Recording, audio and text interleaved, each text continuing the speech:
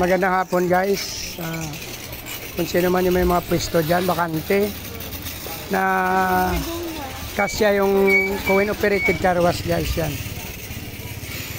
Mayroon pa ko isang bakante, inaalok ko sa inyo. Kung sino yung gusto, bagay magiging 60-40 ang hatian.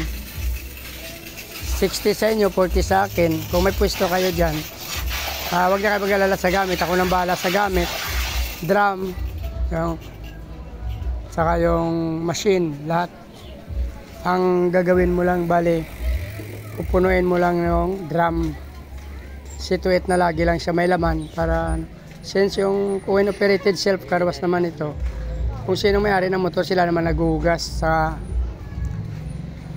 hulugan lang nila ng 5 piso. Kasi since 5 piso car wash, hulugan lang nila, tapos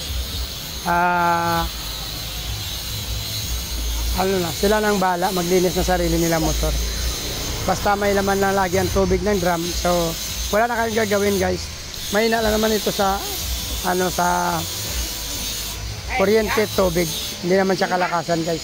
So apat na kasi ang akin ito, so may tatlo pala nakakabit, meron pang isa dito. So wala namang nagreklamo sa akin since nag 60-40 kami. At hindi naman kami nga naglagay ng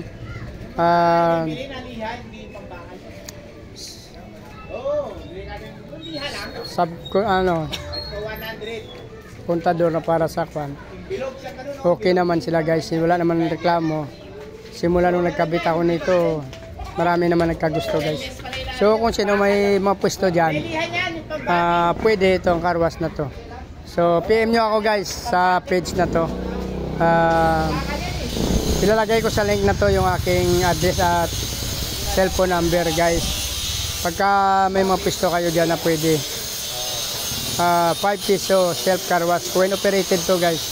So walang problema, basta puno lang yung tubig ng drum. Situate mo lang na lagi may laman ng drum.